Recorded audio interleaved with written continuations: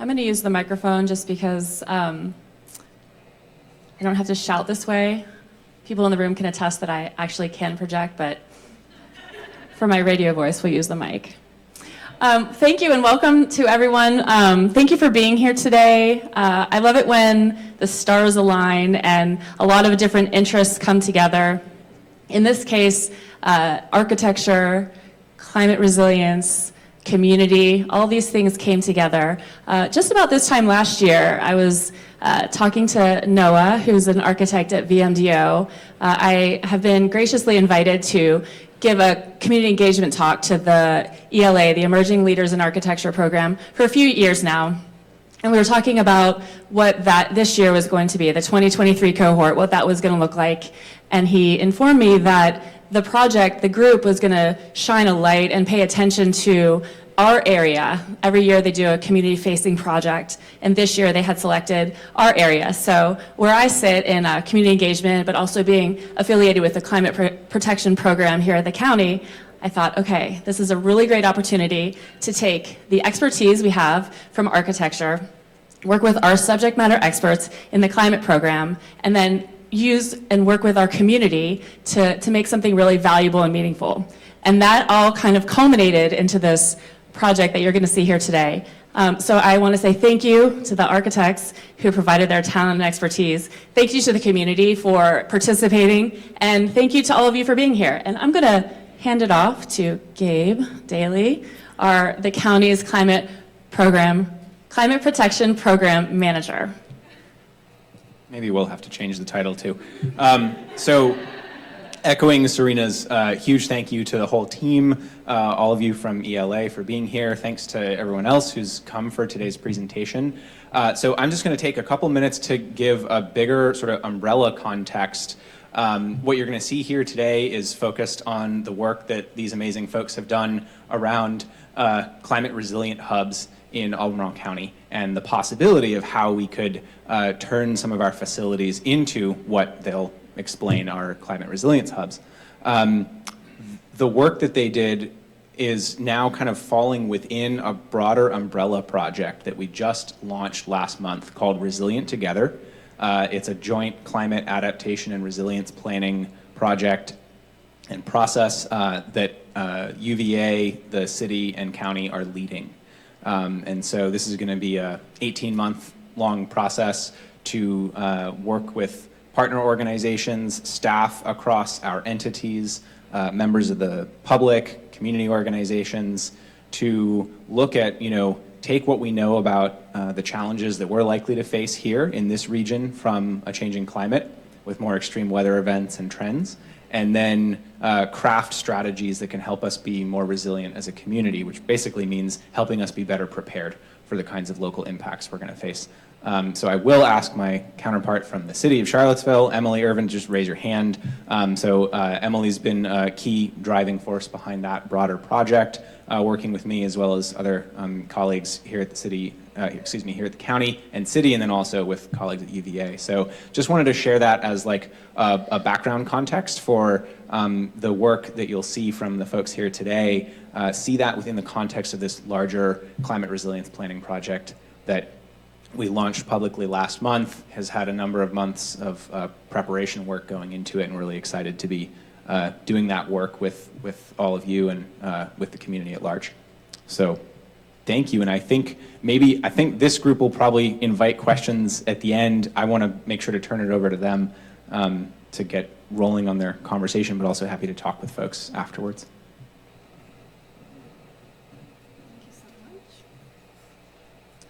So good morning, everyone. My name is Caitlin Morgan. I am joined by Jason Lynn, and we are the Emerging Leaders in Architecture Class of 2023, or ELA for short, probably mentioned a couple times.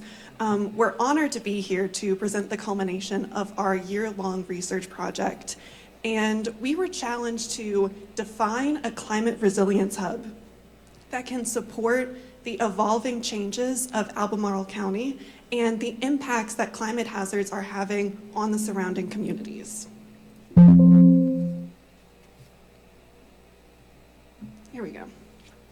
So over the course of this year, we worked with well, actually, a little bit about ELA.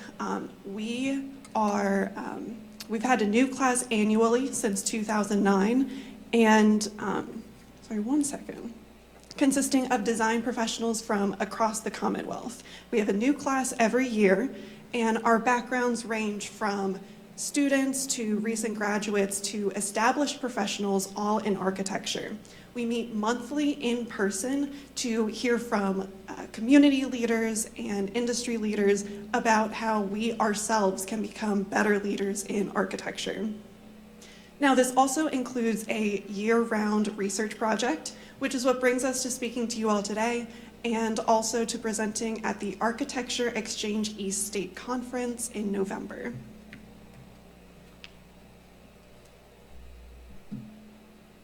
So among the 15 of us this year, we come from Richmond, Northern Virginia, Harrisonburg, Charlottesville, and Hampton Roads.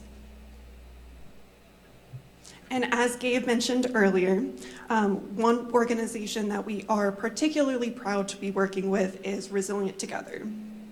Their philosophy of one climate, one community, really is, it builds upon the community's existing strengths and gathers input from community members to help identify strengths. And especially identify strategies that I'm gonna move on. So the partnership formed the 2023 class project, which we will now expand upon. Now, as I mentioned earlier, we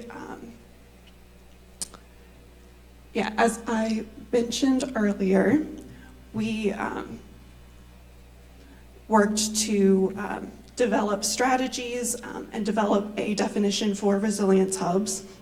But it began with assessing the existing community resources and developing a toolkit of recommendations, and especially finding new and enhanced ways to respond to community needs and develop criteria for resilience hubs in Albemarle County.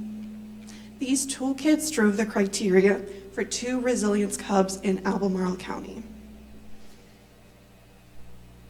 Now, the county recommended that we work with 2 existing community centers. One is the Boys and Girls Club Albemarle campus, as indicated by the northern arrow. They serve a more urban population. And then also the Yancey School Community Center, that is indicated by the southern arrow, and also serves a more rural population.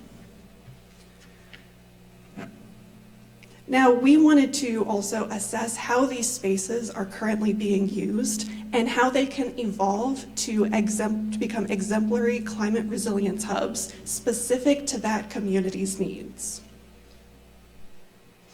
Now, we've been working on this product, these objectives since kind of the beginning of February. And a lot has happened since then. A natural process began to form. And it started with, of course, our initial research, but then also framing our definitions and goals, and especially these newly found definitions of goals about a climate resilience hub. And then it also came to developing the toolkit that drove the criteria for the climate resilience hubs. But first, a little bit, what was that initial research? Why emerging leaders in architecture in general, and why a climate resilience hub? So as you can see behind me, these are just 5 examples of hundreds of weather-related disasters that have impacted Albemarle County since 1969. These 5, and like I said, in addition to hundreds more, have caused significant damage to county infrastructure, including power outages, road washouts, crumbling foundations, and even increased stresses on water treatment plants. Now, even across the United States, as I'm sure you all have noticed, higher temperatures are also putting stresses on transportation systems and putting the human health and safety at risk. Now, architecture cannot solve climate change, but we are learning how to at least be a small part of that solution, and at the very least, try to make this new reality safer, hence the climate resilience hubs. Now, the County of Albemarle, led by Serena Gruia and Gabe Daly, they put together and led a climate vulnerability and risk assessment. And this laid the groundwork for a lot of our initial research. Now, this assessment identified a few examples and impacts that these hazards may have on the community in the future, and also identified vulnerable areas within the community, existing conditions that may exacerbate environmental risks, and hazards that impact the community. Now, like I said, it also identified the examples and impacts they might have on the near future, and we'll have Jason elaborate on those. Thank you, Caitlin.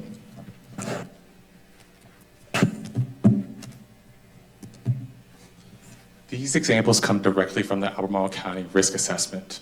While each risk has its own set of consequences, not all act independently of one another. For instance, drought. When you have long periods of drought, soil can dry up and lose its ability to retain water. Following a major drought, trends indicate an increased precipitation that can result in excess runoff and higher floodplains, resulting in increased susceptible damages. Or in the case of extreme heat. Extreme heat results in more hot days throughout the year, prolonging tick and mosquito season and its associating diseases.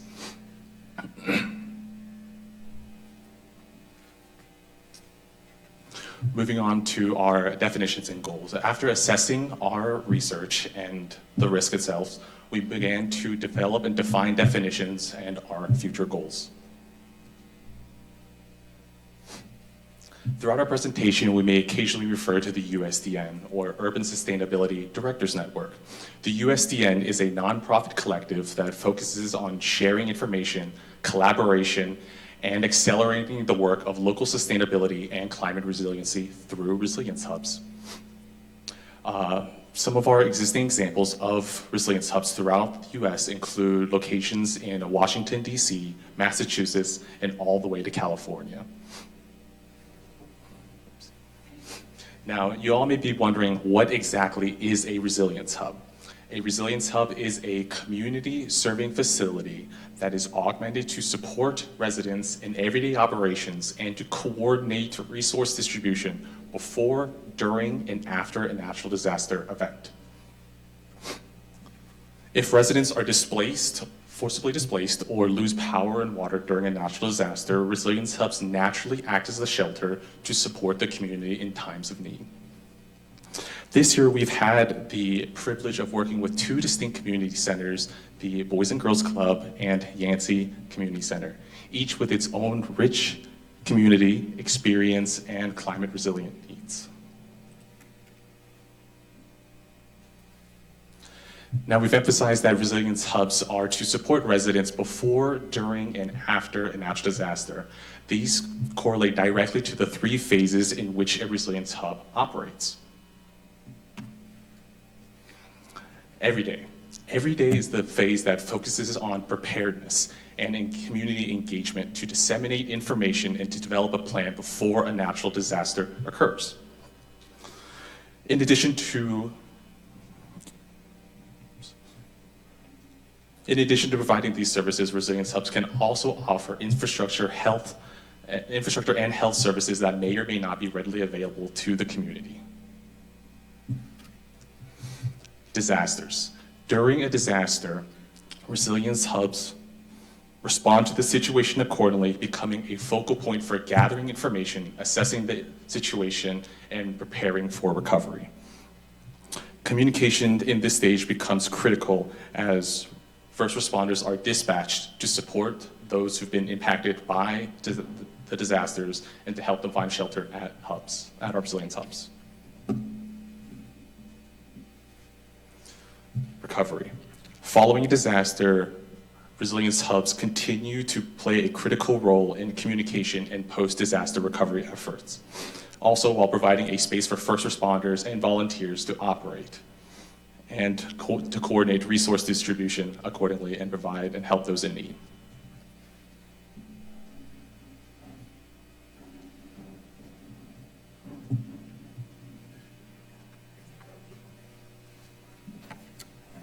I saw that slide really quickly.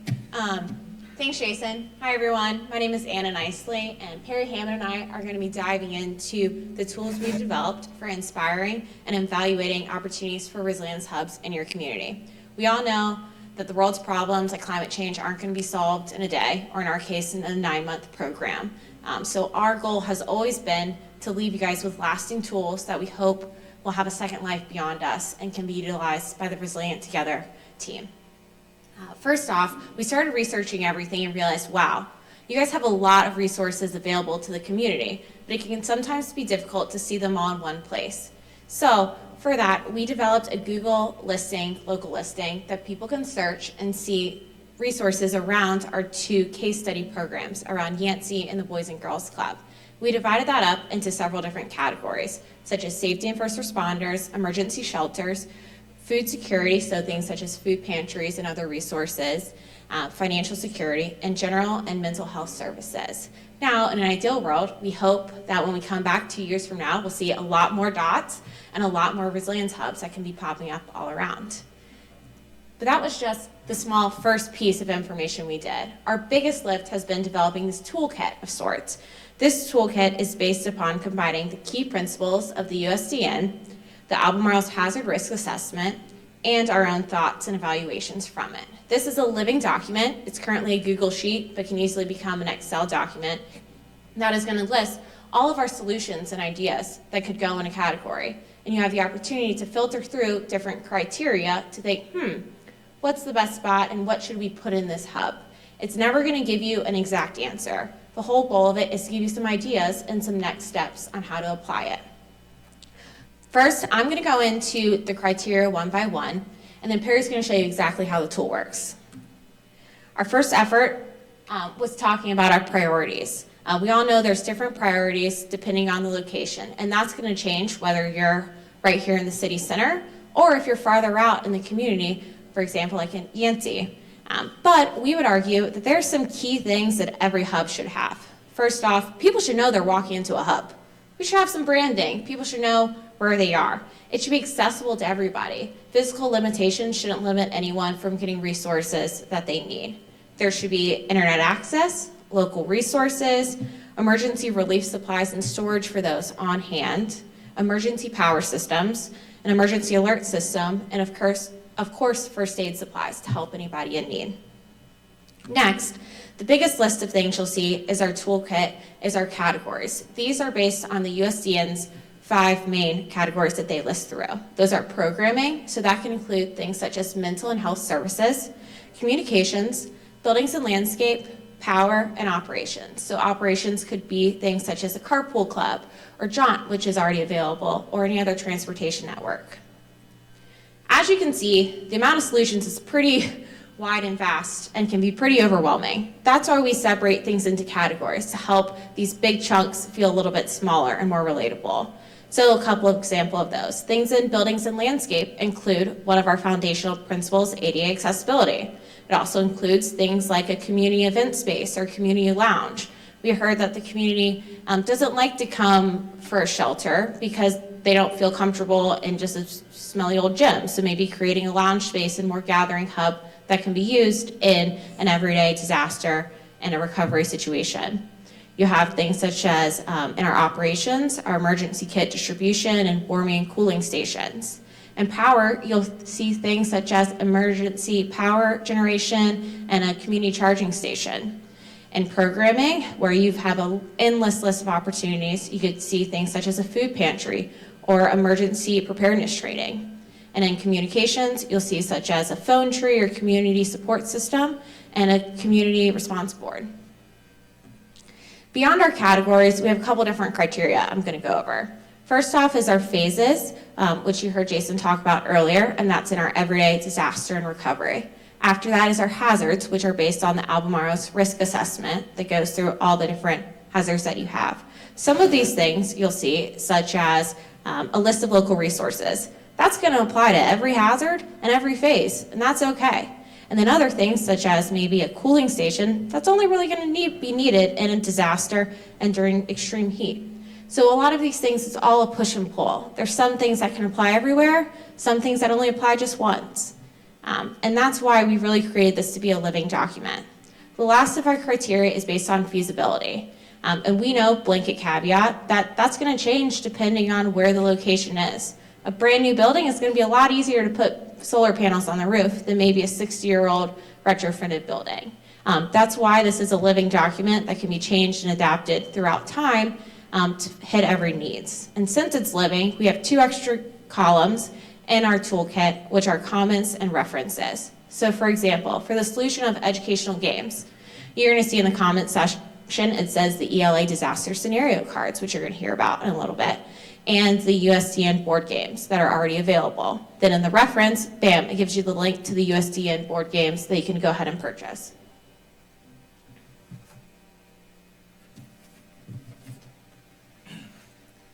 So as we've seen, there are many ways to build resiliency in a community. And I know for myself, something like this can be very daunting, especially a topic like the climate crisis, where one day I feel super motivated to take on these challenges, and other days I don't even know where to start. So the aim of this toolkit is to provide, to aid in selecting an appropriate solution for a resilience hub, and make it easier to evaluate these many different solutions that we might have options for. So this diagram, that's me. This diagram is a sort of decision tree to illustrate how the toolkit works, where on the top row we have the different criteria that Anna has just explained, and in each column we have our inputs. These define the needs of a community or the needs of a certain body. And on the right we have our resulting solution. In this example, we're looking for a foundational solution that enhances operations, can be used during a disaster phase, addresses a number of hazards, and has a relatively easy feasibility. And based on our evaluations of many different solutions, one of our recommendations is emergency kit distribution. In this next example, we see how a pet shelter might be a recommended solution based on a certain set of needs. It also so happens that a place for a pet during an emergency event is a concern that was brought up frequently during our community engagement process that you'll hear about here shortly. And so this is a look at the solution database itself. As Anna mentioned, it runs on Excel or Google Slides in an effort to be more accessible and possibly to be built upon in the future. A lot of research went into compiling what is a valid solution for a resilience hub. And this toolkit specifically was made for Albemarle County. So for instance, you won't see solutions based on sea level rise because it's not necessarily applicable for this locale. But it began as a resource for ourselves and trying to condense and visualize all the many options we could consider in designing a resilience hub. And it eventually turned into a tool that we hope to share with the broader community. So in this demo, you can see how different criteria at the top can be filtered and sorted to start to wean down on possible solutions for a given set of needs.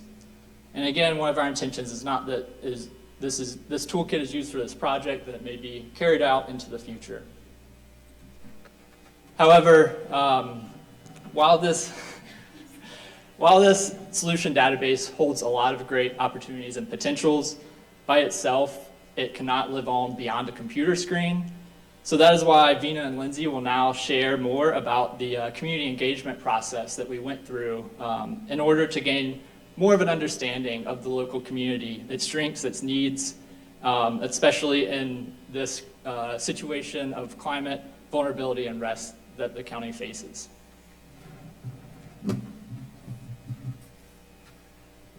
Thank you, Anna and Perry. Hello, my name is Veena Shah, and this is Lindsay Bloom. We will be sharing our process and initial findings from our community engagement. This corresponds with the Phase 1 Discover of the Resilient Together project. The complexity of a climate resilience hub requires a critical understanding of the network of stakeholders, their relationships, and most importantly, how they support the residents, the people who are experiencing it. There are great examples of strong collaboration within these entities already existing within the region, like the Community Climate Collaborative or even the Resilient Together project. For a successful resilience hub, it is critical to bolster partnership between these stakeholders so we can work together and be resilient together. Throughout the project, we relied on the trusted leaders and experts present in the community, especially Gabe Daly and Sarina Guruya from the Albemarle County. It allowed us to build connections with various stakeholders through their established relationships within the community. Gabe and Emily Irvine's expertise in the climatic needs of the region and Sarina's expertise in engaging with the community has been crucial.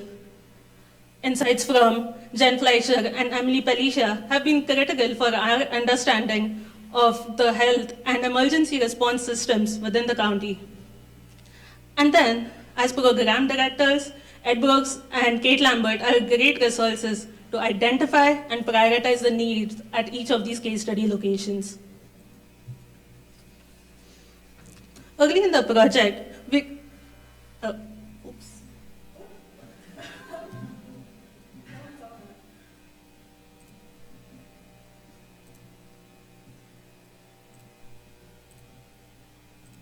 just a minute.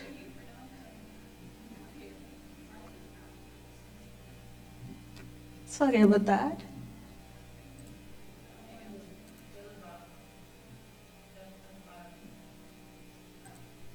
Okay.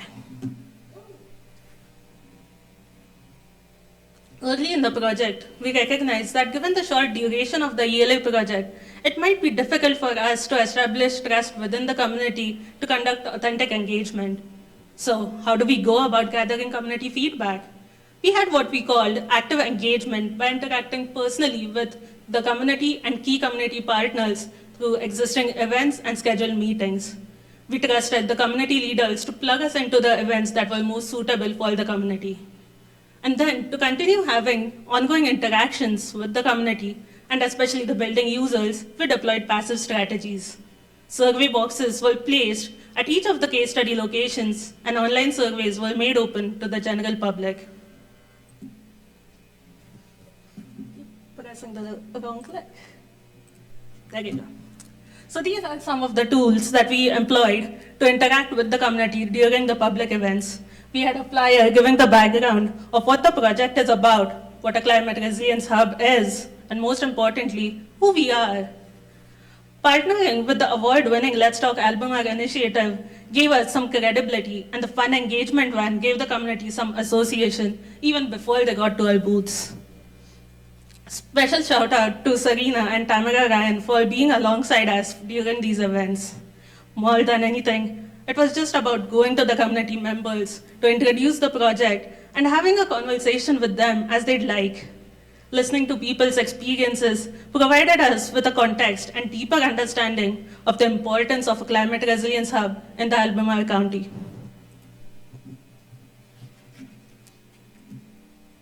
I don't know what I'm doing. Yeah.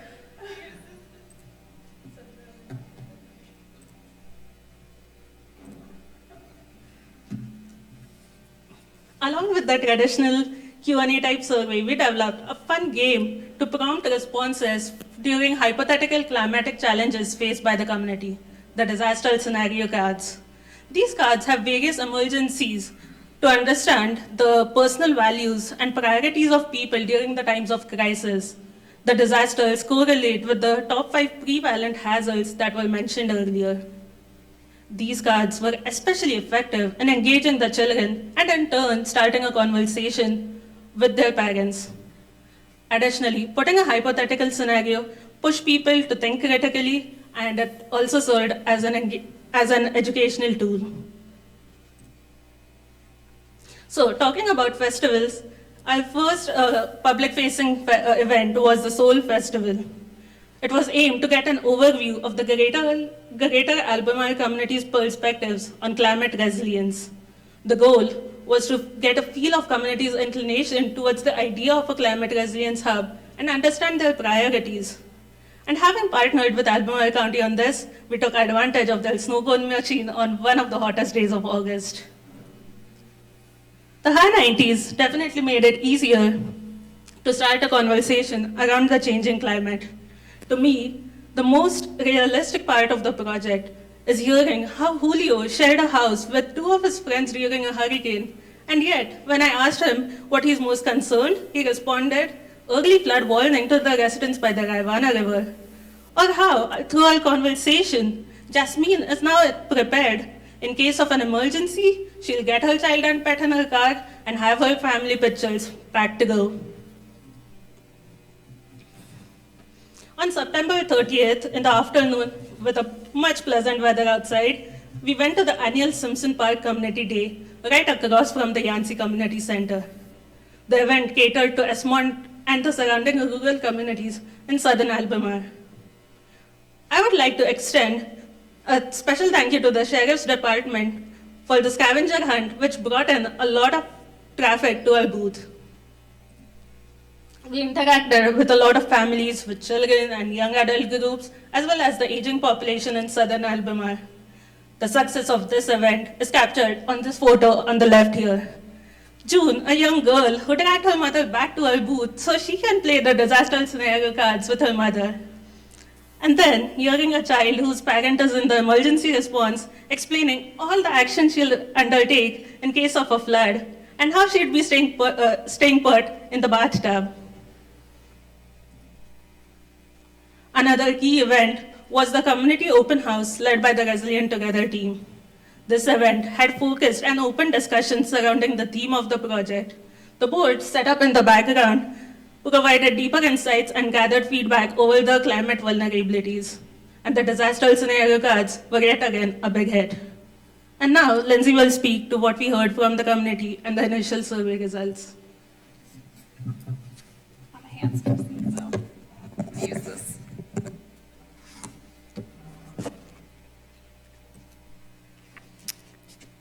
So as Vina mentioned, we partnered with Serena and Gabe to develop a series of questions catered to personal experiences of extreme weather events. So the next few slides provide a synthesis of information gathered from these surveys. Individuals were asked to think about a weather-related emergency that they experienced recently. What comes to mind and how severely did it impact you? And responses generated two big ideas. Number one, many of the events, such as the recent smoke from the Canadian wildfires at Orange Wedge, are on people's minds. So personal experience is feeding awareness. There is an inherent community interest in both the county assessment and the work that Resilient Together is doing. Number two, many of the responses in the larger wedges, such as snow, flooding, and power outages,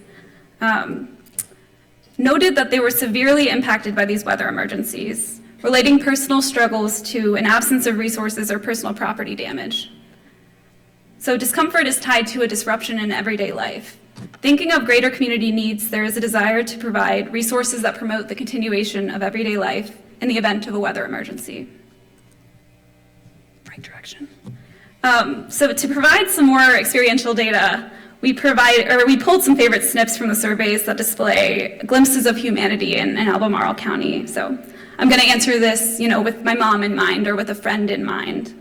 And it's telling that there are existing relationships in this community. Communication is happening between friends and neighbors. Can we build on these relationships to broaden and bind the existing web of community ties? Okay, we're good. So further looking at community ties and the data, how are people helping each other? Notably, in the help received chart on the left, the smaller slivers point out important gaps. I needed help, but I didn't receive any. I needed help, but I didn't know where to go. A large goal of Resilience Hub planning is to plug up some of these gaps in knowledge and provide a database of resources for assistance during a climate emergency. So the survey also asked questions of preparedness and response. What would have been helpful?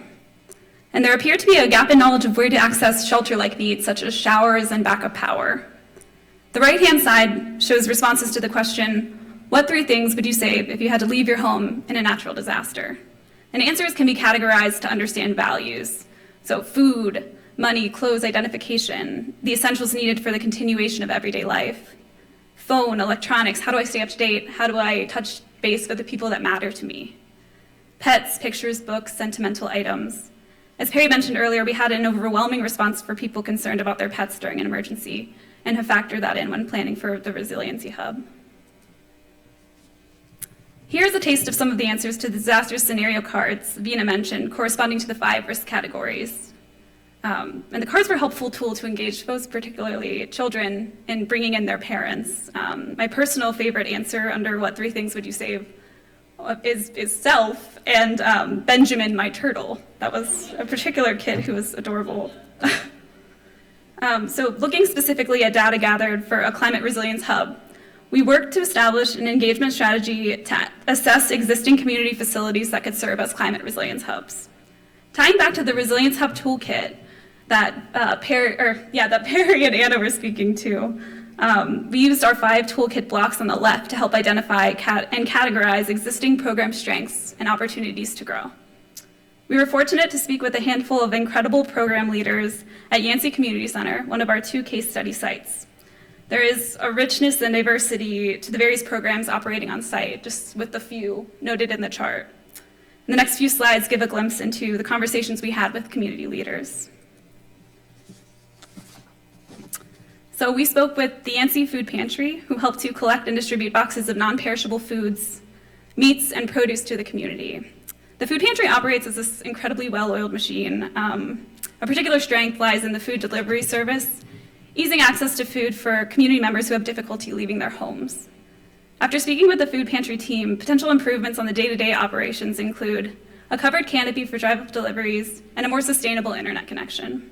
There's also an aspiration to provide a large-scale backup generator for power in the event of a great emergency. We also spoke with the leaders of health equity and access in rural regions, who lead the charge in local health and vaccine preparedness. Here is already providing one of our toolkit solutions, distributing information and resources for water testing. Yancey's building is serving here well with a variety of rooms for their annual wellness fair. One opportunity of interest included the installation of meditative signage along the pathways in Simpson Park and Yancey Community Center to promote mental health. And we spoke with Ms. Peggy Denby of Friends of Esmond, a long-term resident of Esmond with an amazing mission to revive the community spaces that she grew up around. After speaking with Peggy for just a few minutes, it was clear that she had a growing list of restoration initiatives. And we believe that a designated board or space within Yancey would help Friends of Esmond better engage the community on their current projects. They also hope to extend a nature trail to Simpson Park and Yancey Community Center, with the trailhead beginning in downtown Esmond to connect the larger community. And lastly, we spoke with Piedmont Master Gardeners, the in-house developers and facilitators of Yancey's Community Garden. And the Community Garden was established to help provide fresh food options for the food pantry. After speaking with PMG, potential improvements on the day-to-day operations include a dedicated cistern for large-scale water harvesting, and a perimeter fence to help protect against wildlife and deer. So I'll let Javius and Bree speak to our 2 case study sites.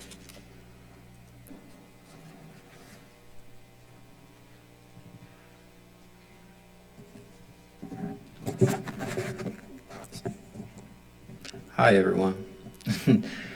My name is Javius Richardson, and today me and my classmate Brianna Stiv will be going over the 2 case studies, Yancey Community Center and the Albemarle Boys and Girls Club.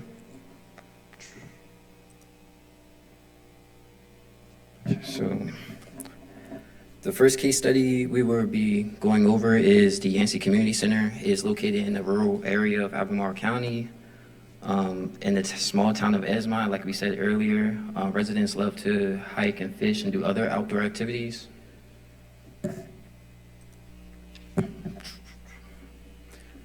So with the Yancey Community Center, it was originally built in 1961 as Yancey Elementary School. It is loved for its rich history. It was one of 3 schools for Black children to attend in Esmond. In 1964, the elementary school was integrated into the Civil Rights Act, and in 2017, due to population decline, it closed its doors, but the community urged for it to reopen as a community center.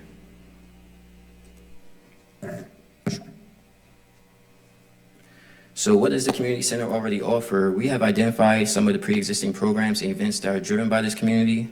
There's a community garden towards the side of the school where a few produces grew and even used for the Blue Ridge Food Bank or Yancey's Food Pantry program. Small rainwater collecting is also present by small barrels around the garden. The food is kept in cold storage by smaller on-site generators. There are holistic and wellness programs like yoga and community gatherings that take place. During the weather event, there was a power outage, and it was used as emergency staging for Wi-Fi access and communication. After that, Wi-Fi was made public and they extended it to the parking lot, which is important due to this being a countryside. It is hard to get an actual internet connection whenever around.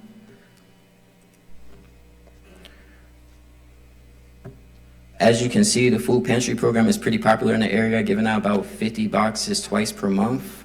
On the first visit, we actually seen some people driving up to collect their boxes and carts being wheeled out by the food pantry volunteers.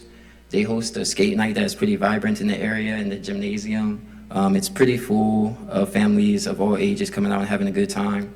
The community garden, like we said earlier, is managed through Piedmont's Master Gardeners, where people can come and plant different types of produce for themselves for future events or just in general.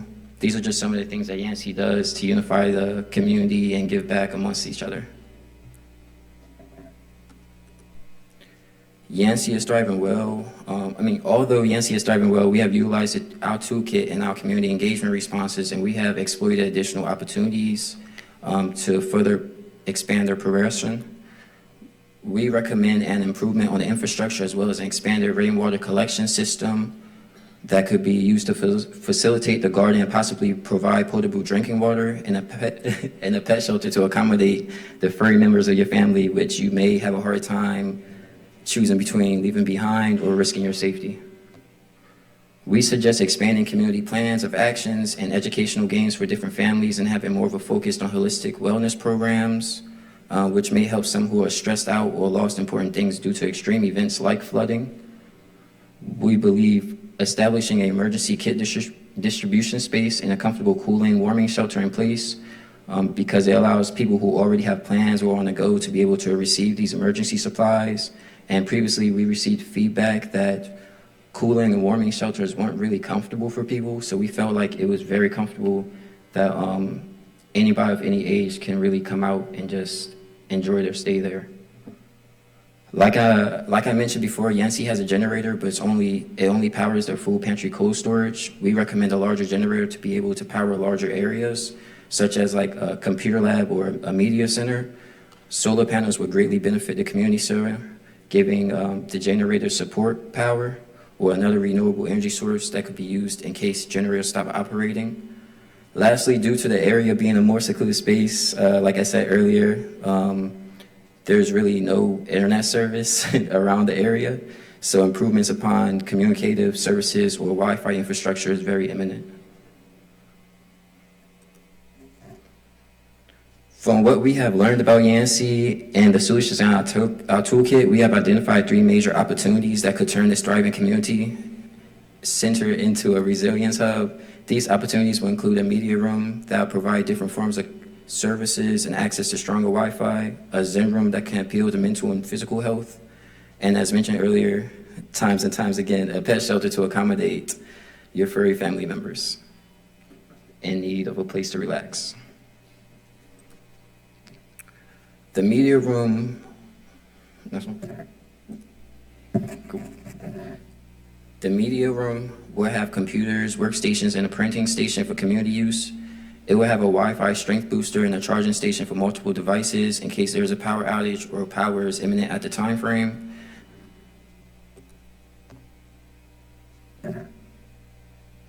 The Zen room is a place for meditation and relaxation. It was inspired by Yancey's already thriving yoga space. On our visit, we looked at the space of the classroom and we figured it could be transformed with comforting colors and some biophilic and sensory elements into a place of refuge for some who are overwhelmed or stressed out and want to improve their mental or physical health. The pet shelter was an ideal we put together after receiving surveys from the community. As mentioned before, a great amount of people listed their pets as what 3 things they would take during an emergency. It's not meant to be a long-term but a short stay in the disaster and recovery phase. The pet shelter may be a comforting space for different pets, but it's also a space where their families can receive resources they need during their stay. This is important because in the event of a long-term relocation, it allows others to not have to make that decision of leaving them behind because they are part of our families.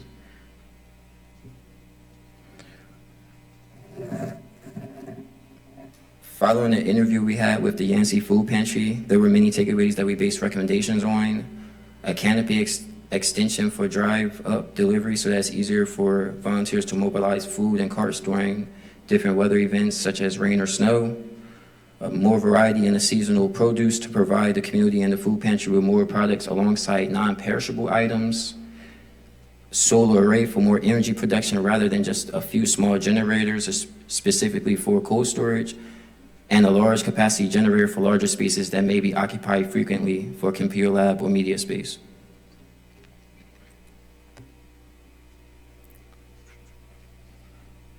Following that, we make recommendations for more community-based support. We believe modular storage and assistant carts will greatly benefit others in times of vaccination or emergency kit distribution or separating private spaces and even operational needs for older people or people who just have a lot to carry around.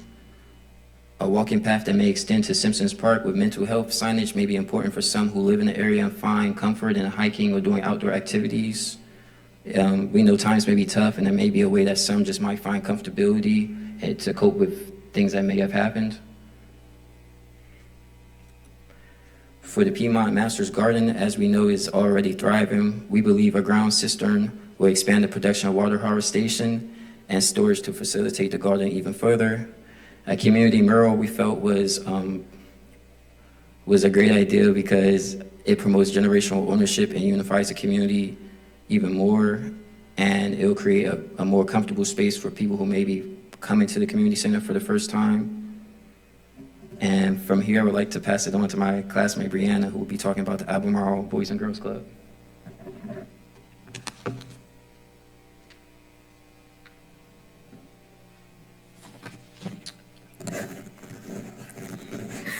Thank you, Javius. Our second case study is the Boys and Girls Club of Albemarle County, located in the centralized urban section of town, linking Charlottesville to the neighboring towns in the county. It has a number of strengths that benefit the facility's efforts to become a resilience hub. It's a new constructed building with ideal location. It sits within a network of schools surrounded by several neighborhoods, adjacent to the Loaves and Fish Food Pantry, and easily accessible to emergency response teams.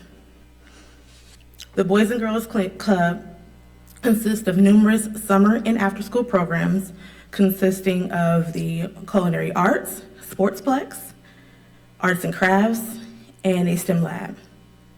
The building is designed to compartmentalize classrooms for specific events and educational programs. For example, it consists of a youth wing and a teen wing, which allows for age-appropriate activities to take place in different sections of the building.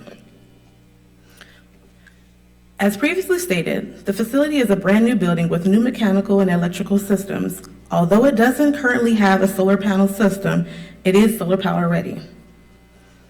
The atrium of the lobby currently serves as the primary means of communication. This space also functions as a community resource center, containing a variety of information such as community events and a list of courses that the Boys and Club is offering to the students.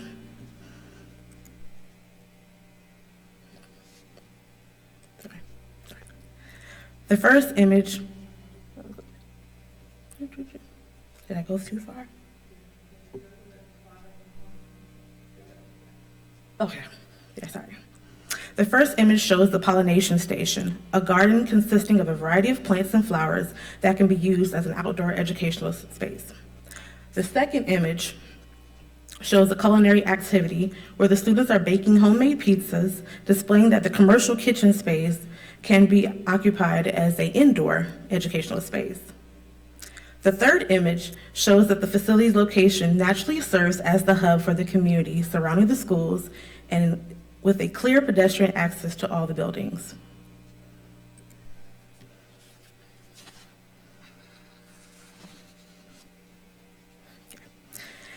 As an enhancement to grow the pollination station, we suggest implementing a climate-controlled learning environment for a year-round use, specifically a greenhouse.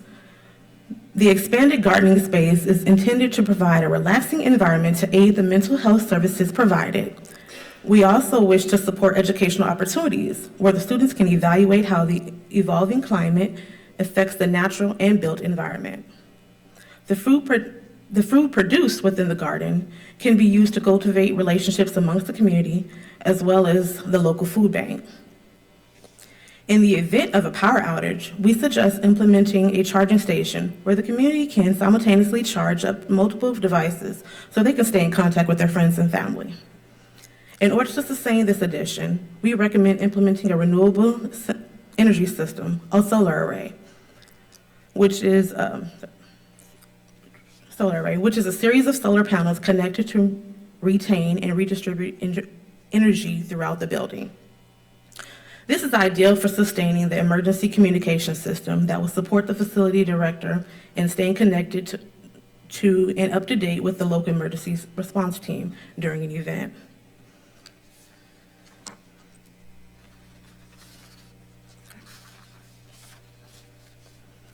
Given the site's central location and its extensive green space and functional design, we have selected a few spaces throughout the building that we would like to use to implement elements of IDEA Resiliency Hub. These attributes seek to promote outdoor learning programs, cultivate safe gathering spaces, and expound on how the Community Resource Center can educate and facilitate the community concerning climate change.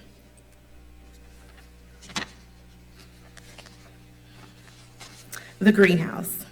Its intended location is nestled into the hillside between the south region of the building and the cluster tree line. It's an extension of the garden experience and can be used all year round. It's also an appropriate solution to a pest and disease-free atmosphere, adhering to one of the elements hazards from our toolkit. The green rainwater collection barrel, located on each side, provides sustainable and easy access to water. Each house is intended to cater to different plant types, such as herbs and vegetables, that can be used as fresh ingredients for the culinary arts class. The community lounge, located in the lower level of the building.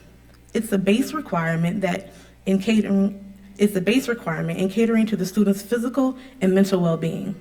It's intended to be a haven for all students that may need a welcoming environment in a time of distress.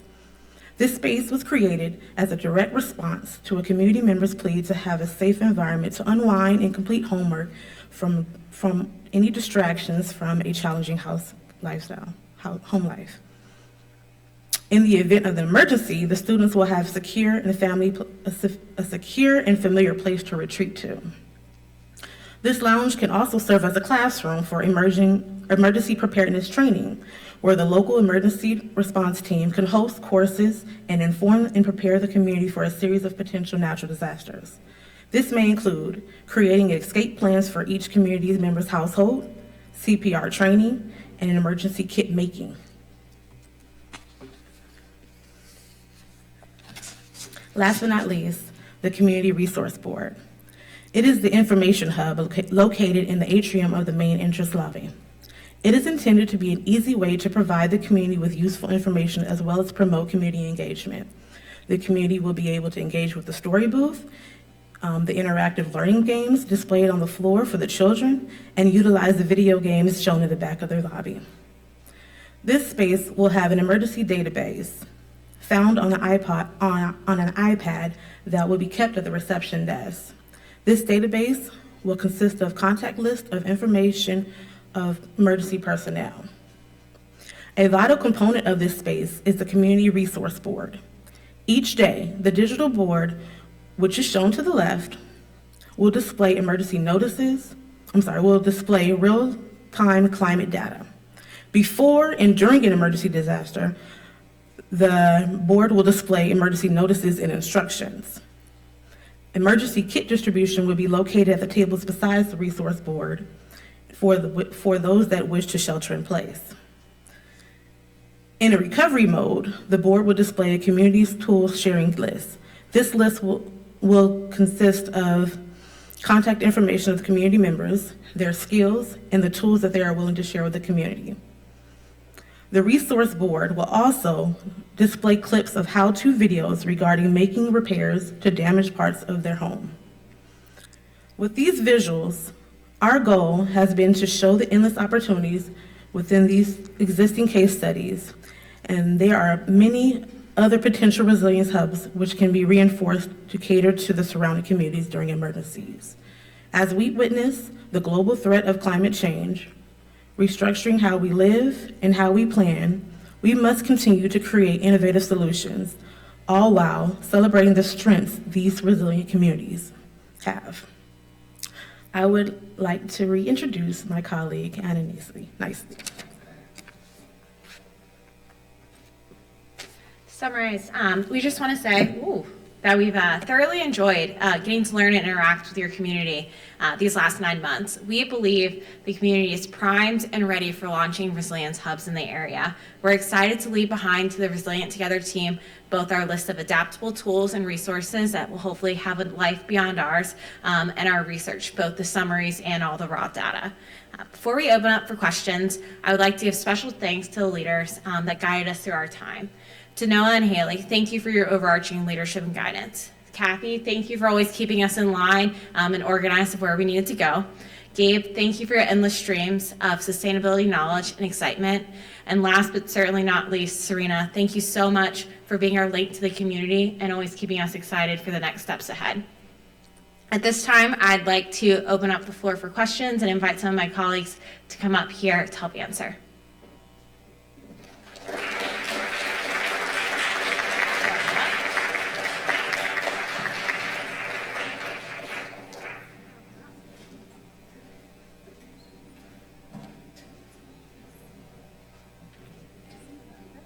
Does anyone have a question?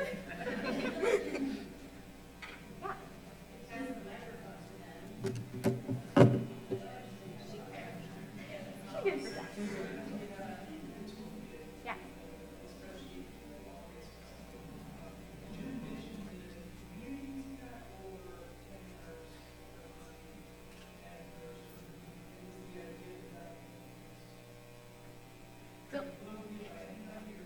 Yeah. So our initial vision is to give it to leadership for all the editable capabilities. And then it'd be up to you all as the community leaders to decide if you'd like to let people visualize it, probably not edit it, or keep that behind closed doors.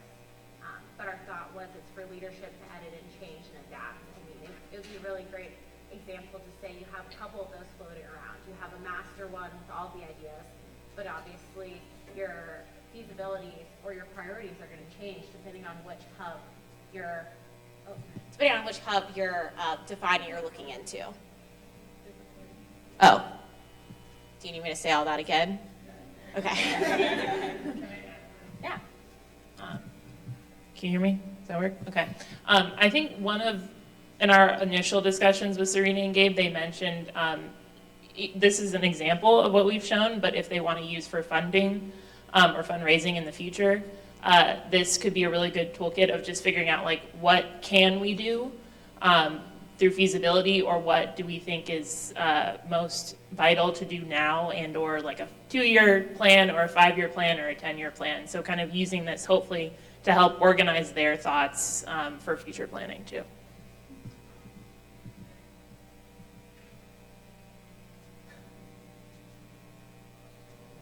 You want?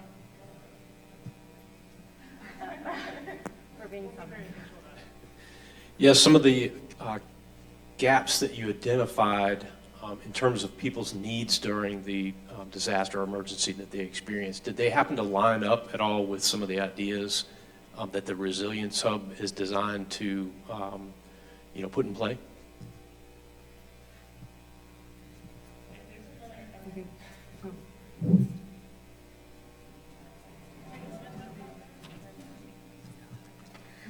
I think to answer that, there were some overlaps, like especially hearing from people that there are some, during times of emergencies, they don't know where to go. And the whole idea of a climate resilience hub is that's the place that people know they can go if there's an emergency. You just get there and you'll be safe. Really to tie onto that, there's sometimes a question of people would answer, I needed help, but I didn't know where to go. So the thought being that a resilience hub is the first place to go to then ask, and someone there will be able to guide you to the next place. It's your community Google search of, okay, just get to there, and then they can help sift through the resources available and guide you in the next direction. I think that's why it was also really important for us as we were working to have both kind of digital resources and then more architectural resources. So, you know, we established this map and this like digital toolkit to allow people to find these different resources online, while also establishing places for communication, such as a community resource board and things like that, where people are passing by these areas really often and they're getting all the information they need about things like that. This is a side thought I'm having. A lot of what we showed was suggestions, well, in the community engagement slides, we were providing suggestions for everyday use. And I think the idea here is, you know, you have programs that are working really well and people are using these sites already. So how can you maintain that love of the space and broaden it to the wider community? So the everyday improvements are just as important as what would happen in a disaster, because people know where to go and they feel comfortable going to these spaces.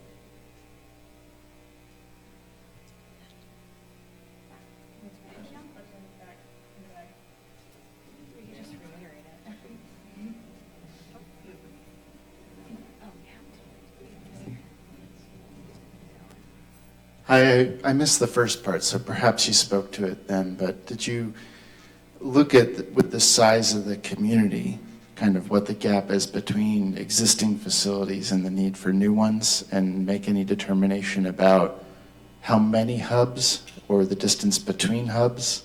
Just curious, I may have missed that at the beginning of the presentation. That interested to see if that was part of your studies. Is this one working? Yes. That's a great question. I think, well, part of the logic, I think, behind the two different case studies was just starting, all of you live here, so you're probably aware of the fact that there's kind of a Charlottesville versus Albemarle at times with the community, and much of Albemarle is very rural. So and even in the rural areas, there can be a lot of divide, as like Yancey versus Scottsville, and I think there was a lot of controversy, especially when Yancey School closed, and kind of feeling like Esmont, which was a very close-knit community, was forcibly divided by that closure. So I think, you know, if you talk to every community member, all of them would probably want a brick and mortar place within walking distance from their home. So I think it's a difficult needle to thread of like how many you would need. But I think starting with these two can probably help maybe give a better answer to that of, you know, who feels comfortable going to Yancey versus who would rather have something in Scottsville, or who really needs something up North 29 versus who can come to a Charlottesville location. So I think that might be maybe a future kind of trial and error a little bit, but hopefully having these two locations that serve kind of very different community contexts can kind of start to answer that question. I'll build on that as well. So when we were forming the design challenge, we wanted to make something that was possible in the 10 months that these civic-minded architects could take on. And so we looked at two very different types of buildings in two very different parts of the county, with the thinking that this model kit of parts could be applied in the future to other places in the county and in the city.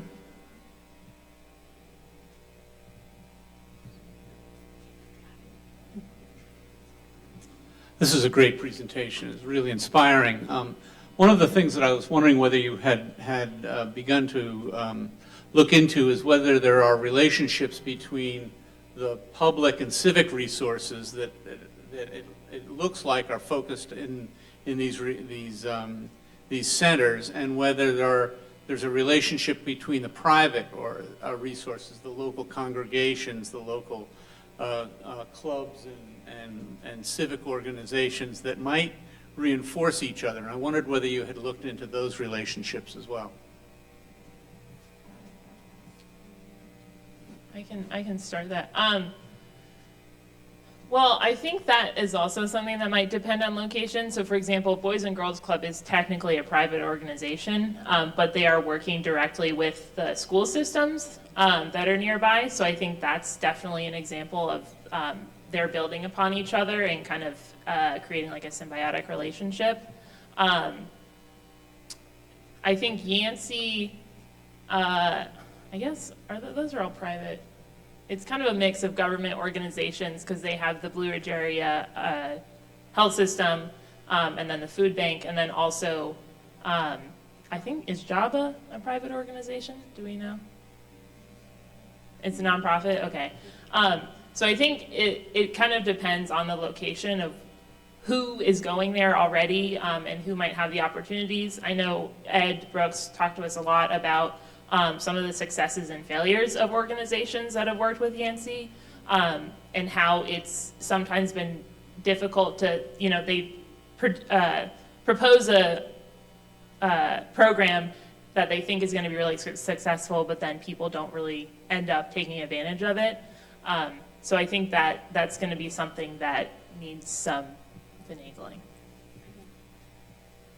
I can build upon that. There's nothing to say that every resilience hub needs to be housed at a civic or local government location. It could be at a local church, at a Lions Club, at a school, at a library, you name it. If it's a place where people feel comfortable coming together and going to for resources, and there's a community that wants to support it, it can be a thriving example. When we looked on the USDN sites, there was a wide array of art centers, of libraries, of community centers, you name it. If a community is behind it, it can be a thriving hub. And so that's why we never tried to define anything by who was funding it. It was more of what are they providing to the community and how feasible or not and what is it addressing. So really the opportunities are endless as long as you have the community's backup.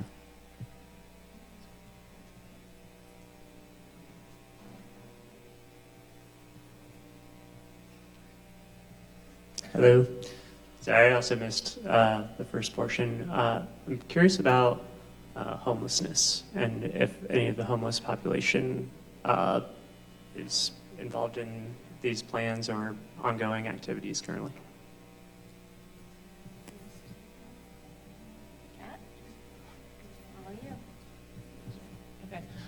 We did talk about that at the beginning, and there was a lot of debate about whether or not we thought that longer-term shelters were a viable option. And I think when we discussed it, and this is especially relevant with a lot of the difficulties that we had with COVID, where, how do you house people and not have them all in one place where, we could have a super spreader event? I think what we found was the preferred option is often a hotel over a communal shelter, just for privacy reasons, for safety reasons, and in the case of COVID, for health reasons. So this again could be adapted depending on the location. Because Yancey, for example, doesn't have shower facilities, so it would be a much more difficult lift to kind of get it to health shelter status. But I think that's definitely something to consider as an option. But for these particular examples, we were focusing more on shorter term stations in sheltering, like a warming station that you could go to during the day or a cooling station, for example. So the whole idea with the Climate Resilience Hub or developing a network, it doesn't mean that like one resilience hub has to do it all. There can be some balance, like some of the resilience hubs are catering more towards long-term residents if that's what the community wants and needs. There's like organizations like MACA or other organizations which help assist people who need help during these emergencies. So honing into those kinds of partners and figuring out what the best solution to address the homeless population, especially during like emergencies when they have no place to go, maybe no one they can really trust to be sheltered at. But again, that just depends on what the community needs and wants and what the best location for it might be. And we'll have time for one more question. If we have anyone else? Make it a good one. All right.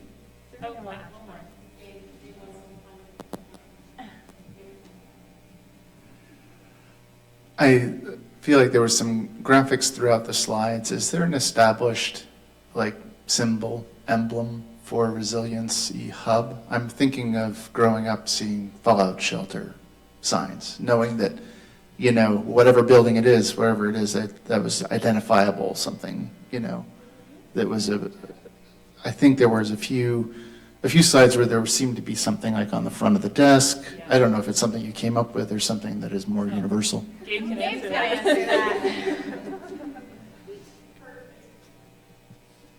So the team did a really good job of inserting our Resilient Together logo into the presentation. So that's the City County UVA did a sort of branding exercise to have a logo for this specific project, which is, you know, particular to this project, not the concept of a climate resilience hub nationwide, but certainly something that we could continue to use as a, you know, kind of identifiable symbol associated with, you know, building climate resilience and preparedness in the community. Could I ask one more question of you all, just to kind of cycle back to the beginning? I think this builds on the comment that, the last couple of comments that you had with respect to the previous question. Could you kind of go over again this idea of like foundational, base, optional, and ideal as kind of tiers of resilience hubs? Because I think it gets at some of what you're saying in that there are different options. Not every hub needs to do all, but different ones could serve, could meet different types of gaps in an area where there may be different types of existing strengths and needs. So I'd love it if you could say a little bit more about that tiered framework.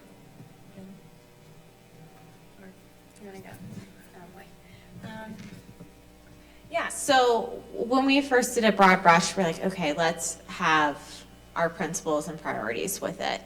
The foundational things were things that every hub should have no matter what.